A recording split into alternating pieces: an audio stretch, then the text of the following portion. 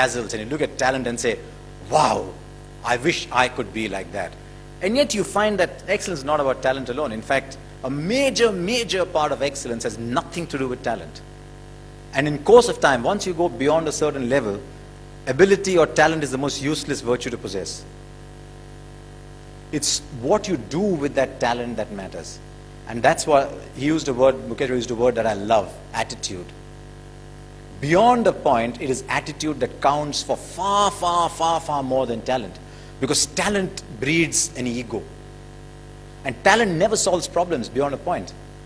And I was fascinated by something that Sandy Gordon said when we were doing a program together. Because I had seen a lot of young cricketers, extremely talented, who the moment they faced a roadblock did not know what to do. Because they had never had to struggle to succeed. They always used their talent to succeed. And Vinod Kambli is an example of that. The moment Courtney Walsh bounced him in Bombay, he was 22 years old.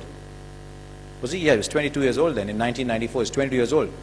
Didn't know what to do, did not play a test match after that.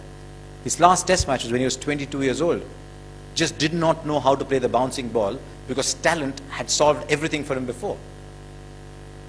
In the Australian Army, when they are, and this is something that doesn't come from sport, but it's something a sports scientist told me, that when they're building an elite core team, they look at your career record, your track record, and if you've never failed, they don't pick you.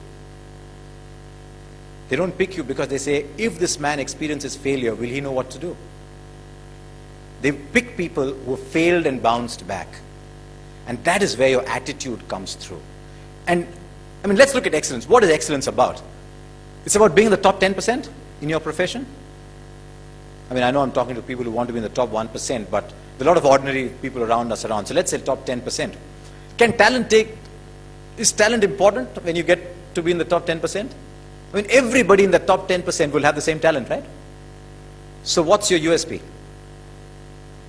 It's what you do with the talent that counts. And unfortunately in our sport, and I think in India as a nation, we're dazzled by talent a great deal.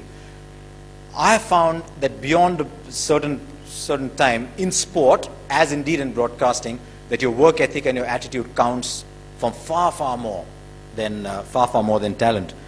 I mean, Tendulkar is a prime example.